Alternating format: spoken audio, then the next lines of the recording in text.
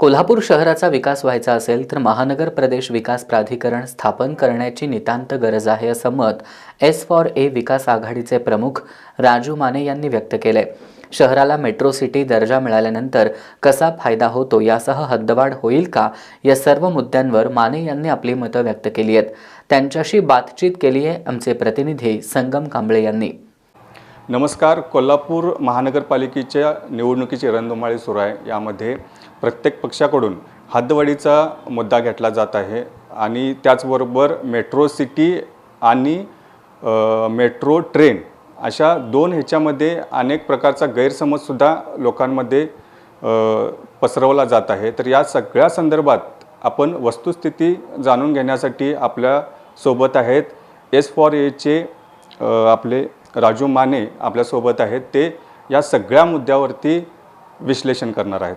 तर सुरुवात आपण करूया की महानगर प्रदेश विकास प्राधिकरण म्हणजे नेमकं काय या प्रश्नापासून आपण याची सुरुवात करूया।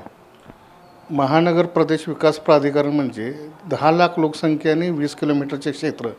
जर हे सर्व 10 लाख लोकसंख्येने क्षेत्र 20 किलोमीटरच्या परिसराला या क्षेत्राला 74व्या घटना दुरुस्तीनुसार म्हणजे देशामध्ये 74व्या घटना दुरुस्ती झाली। त्याचं कारण असं आहे की जसे आता कोल्हापूरची मोठी समस्या आहे हद्दवाढीची आणि नागरीकरण झपाट्यानं वाढत आहे आजूबाजूच्या परिसरात।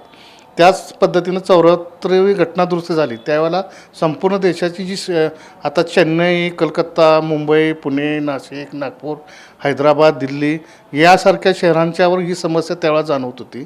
त्यामुळं जी जगामध्ये जी संकल्पना चालू झाली आहे मेट्रो सिटीची त्या माध्यमातून आपल्या देशाच्या संशोधनातून हा घटनेमध्ये बदल करण्यात आला आणि मग मेट्रो सिटीची संकल्पना रुजत आलेली आहे। आणि कोल्हापूर शहराची जी समस्या सध्या आहे ती मेट्रो सिटीसारखीच आपली लोकसंख्या वाढत आहे आणि लोकांच्यामध्ये गैरसमज झालेला आहे की मेट्रो सिटी म्हणजे रेल्वेचा विस्तार। तर ही संकल्पना चुकीची आहे। रेल्वे कधी येणार? कोल्हापूर शहराच्या आसपासच्या ह्याच्यातले ज्यावेळेला मूलभूत प्रश्न रोजगार निर्मिती उद्योग होणार आणि लोकसंख्या जास्त होईल त्यावेळेला मेट्रो सिटीचा विषय आहे। आत्ता सध्या मेट्रो सिटीचा काय विषयच नाही। आणि समजा महानगर प्रदेश विकास प्राधिकरण स्थापन झालं तर माननीय नितीन गडकरी साहेबांनी पुणे ते कोल्हापूर मेट्रो रेल्वे करायचे 2020 साली जाहीर केलं होतं। ते मात्र होऊ शकतं या माध्यमातून जर महानगर प्रदेश विकास प्राधिकरणाची स्थापना झाली तरच। कारण ह्या मेट्रो सिटीची व्याख्या आहे की सामान्य माणसाला उच्च स्तरावर नेणे म्हणजे सामान्य म्हणजे कुटुंबाच्या ज्या समस्या आहेत रस्ते, लाईट, पाणी, गटार, आरोग्य, शिक्षण ह्या ज्या काही आपल्या समस्या आहेत ह्या समस्या तांत्रिक पद्धतीनं म्हणजे त्या आत्ता कसं आहे की DP प्लॅननं आपला विकास होत आहे पण ती मेट्रो सिटीच्या ह्यामध्ये एक विकास आराखडा बनला जातो। त्या विकास आराखडा बनण्यासाठी कमीत कमी 3 वर्ष लागतात।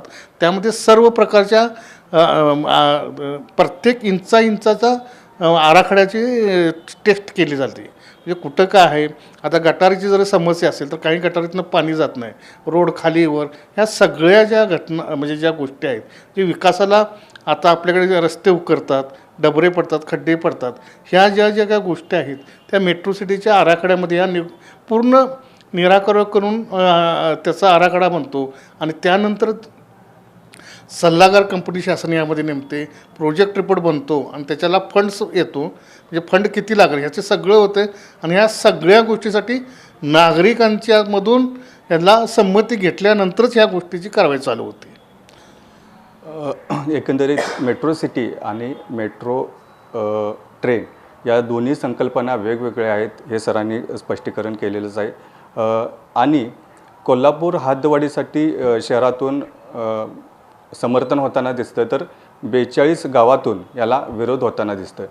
या सगळ्या पार्श्वभूमीवरती हद्दवाढ होणार की नाही असा सरळ एक सवाल उपस्थित होतं। याबद्दल नेमकं सरांचं म्हणणं काय आहे ते जाणून घेऊया। नाही, हद्दवाढ ही जर महानगर प्रदेश विकास प्राधिकरण स्थापन झालं जर जशी पुण्याची 27 वेळा नाशिक, मुंबई शहरासारखी हद्दवाढ का झाली की त्यांची मेट्रो सिटीमध्ये रूपांतर झालं। तिथं सगळा विकास झाल्यामुळे आजूबाजूच्या ज्या गावांचा विकास झाला त्याच्या गावातली लोक स्वतःहून मेट्रो सिटीमध्ये समाविष्ट होते। जसं जर कोल्हापूर महानगरपालिकेने जर मेट्रो सिटीची संकल्पना राबवली तर कोल्हापूर शहराची पण हद्दवाढ येत्या 15-20 वर्षामध्ये 20 ते 30 वेळा होऊ शकते. अन्यथा होणार नाही, कारण का ही कोल्हापूरची 6.5 लाख लोकसंख्या आहे आणि 42 गावांची मिळून 8.5पर्यंत जाईल. पण ह्या क्षेत्रासाठी जो काय केंद्र शासन महानगरपालिका फंड देते तेवढाच मर्यादित राहणार. याला आंतरराष्ट्रीय फंड किंवा गुंतवणुकीचे फंड जे असतात ते या शहराला मिळणार नाहीत. त्यामुळं जसं आता 53 वर्षात काय विकास समप्रमाणाचा आहे, म्हणजे जास्त काय झालं नाही, पण जे सुनियोजित विकास व्हायला पाहिजे आपल्या शहरामध्ये जिल्ह्यामध्ये रोजगार, कोल्हापूर शहर म्हणजे रोजगार निर्मितीचं केंद्र झालं पाहिजे, उद्योग आले पाहिजेत, त्यामुळे शहर हे विकसित होत असतं. तसं न होता आपल्या कोल्हापूरचा विकास होत नाही आहे. आणि त्यासाठी हद्दवाढीपेक्षा जर मेट्रो सिटी झाली तर हद्दवाढी हा आपोआप प्रश्न संपुष्टात येईल आणि 7-8 वर्षामध्ये सर्व गावं हद्दवाढीमध्ये स्वतःहून समाविष्ट होतील. आणि ग्रामीण भागात पण हद्दवाढ का नको याचं स्पष्टीकरण लोकांनाही माहीत नाही. आणि कोल्हापूर शहरात त्यांना हद्दवाढ का पाहिजे, विकासासाठी आपलं सर्वांचं एकच मत पाहिजे की आपल्या परिसराचा विकास झाला पाहिजे. हे एक एम पाहिजे प्रत्येकाचं. आणि ते एम साध्य व्हायचं असेल तर महानगर प्रदेशात सध्याच्या परिस्थितीला योग्य आहे. हद्दवाढ का होत नाही, कारण 1942 सालीच आपल्या 8 गावांची आमची हद्दवाढ झाली होती.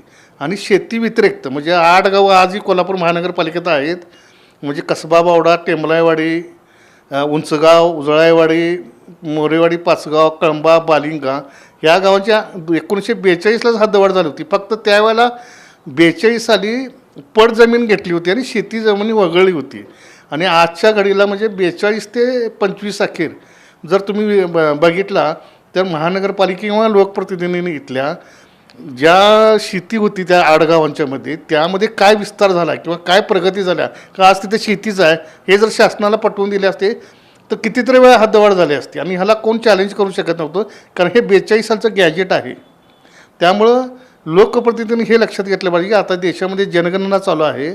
जोपर्यंत जनगणना आज समाप्त म्हणजे 1 जानेवारीपासून चालू झालेली आहे, ती जनगणना 1 महिन्यात संपते, 2 महिन्यात संपते, 3 महिन्यात संपते, किती कालावधी लागणार आहे त्याचं काय मला अजून मी अभ्यास केलेला नाही, तर मी स्पष्ट सांगितलं असतं. पण जनगणना पूर्ण झाल्यानंतरच हद्दवाढीचा विषय येऊ शकतो आणि त्यानंतर शासन यावर निर्णय घेईल. पण सध्या तर काय हद्दवाढ होणं अशक्य आहे. काही दिवसापूर्वी सर पालकमंत्री प्रकाश आंबेडकर यांनी नगरविकास प्राधिकरण याला विशेष नियोजनाचा दर्जा देण्यात यावा अशी शासनाकडे हे केलं होती, शिफारस केली होती किंवा त्या संदर्भात पत्रव्यवहार किंवा दस्तऐवज हे केलं होतं. तर या विशेष नियोजन दर्जा मिळाल्यानंतर या गावांना काय फायदा होणार आहे का? नक्की. आता तो प्रस्ताव काय शासनाकडे पाठवला प्राधिकरणामार्फत त्याची मला काय मी अजून कॉपी घेतली नाही.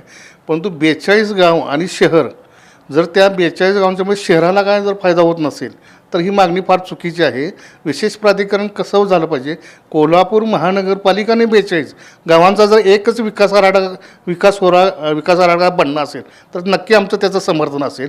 पण त्या गावांना वगळून शहराचा जर विकास किंवा त्या आराखडा होणार नसेल तर त्याला नक्की आम्ही भविष्यात विरोधच करू, कारण त्यामुळे शहराचा आणि 42 गावांचा फायदा नाही. मग जिल्ह्यामध्ये 1200 गावं आहेत, मग ती का घेत नाहीत त्या विशेष प्राधिकरणात? शहरही सोडून 1200 गावांसाठी विशेष प्राधिकरण स्थापन करा, आमचं त्याला समर्थन राहील. म्हणजे आपल्या लोकप्रतिनिधींची भावना चांगली आहे, त्यांचा विकास करण्याचा हेतू आहे. परंतु माझं असं मत आहे की शहराचं जर 42 गावाचा विशेष प्राधिकरणाचा एकच आराखडा बनणं असेल तर नक्की आमचं त्याला समर्थन असेल, अन्यथा विरोध राहील. मेट्रो सिटीच्या मान्यतेनंतर ज्या काही पायाभूत सुविधा त्याचबरोबर रोजगार निर्मिती यामध्ये काय बदल होणार आहे किंवा त्याच्यामध्ये काय फरक पडणार? मेट्रो सिटी झाल्यानंतर आपल्या शहराचा दर्जा आता आपण ड वर्गात आहे, तर आपण ब वर्गामध्ये जाणार, कारण आपल्या जिल्ह्याची लोकसंख्या जवळजवळ 45 लाखाच्या आसपास आहे. आणि 45 लोकसंख्या असल्यामुळं आपण ब वर्गात जाऊ शकतो. म्हणजे ड वर्गाची व्याख्या वेगळी आहे लोकसंख्येची, ब वर्गाची वेगळी आहे, क वर्गाची वेगळी आहे, अ वर्गाची वेगळी आहे. परंतु आपण ब वर्गामध्ये गेल्यामुळे आपल्याला शहरामध्ये आणि ह्या प्राधिकरणाच्या मार्फत महाराष्ट्र टाउन ॲक्टची परमिशन आणि केंद्र शासन आणि राज्य शासनाने हा प्लॅन पास करते, सर्व जे काय प्रोजेक्ट बनणार आहेत त्याला मान्यता देतं. त्यामुळे येणारा फंड जो आहे त्यामुळे विकास जो आहे ते अतिशय सुनियोजित होणार. आणि जी गुंतवणूक करणाऱ्या ज्या म्हणजे आता IT चा विषय असू दे किंवा रोजगार निर्मितीचा विषय असेल त्याला डायरेक्ट फंड देणार आणि ही जर टाउन प्लॅनिंग महाराष्ट्र टाउन प्लॅनिंगच्या जर मंजुरी असेल तर त्यांना बँकाही कर्ज देणार आणि इथं जे काय वित्तीय संस्था आहेत किंवा खाजगी संस्था आंतरराष्ट्रीय फंड यांचा भरपूर मोठ्या प्रमाणात फंड येणार आणि इथला रोजगार निर्मिती पण होणार आणि उद्योगाला पण त्याचा फायदा होणार आहे. त्यामुळं हा नक्कीच या रोजगार निर्मिती उद्योग मूलभूत प्रश्न आणि ग्रोथ याच्यामुळं संपूर्ण आपला कोल्हापूर जिल्हा उच्चस्तरीय जाईल एवढं मात्र नक्की आहे. यातून एकंदरीत माने सरांनी संपूर्ण संकल्पना स्पष्ट केली आहे की मेट्रो सिटी आणि मेट्रो रेल्वे म्हणजे काय, तर हद्दवाढ म्हणजे काय, हद्दवाढ झाल्यामुळं काय होऊ शकतं, नाही झाल्यामुळं काय होऊ शकतं, या सगळ्या संकल्पना त्यांनी सविस्तरपणे समजावून आपल्याला सांगितल्या आहेत. त्यांच्या म्हणण्यानुसार कोल्हापूरला मेट्रो सिटीचा दर्जा मिळाला पाहिजे असं त्यांचं म्हणणं आहे. त्या संदर्भात ते कामसुद्धा करत आहेत आणि त्यांनी या सगळ्या संदर्भात चांगल्या पद्धतीनं स्पष्टीकरणसुद्धा दिलेलं आहे. कॅमेरामॅन जितेंद्र शिंदेसह संगम कांबळे, एस न्यूज, कोल्हापूर.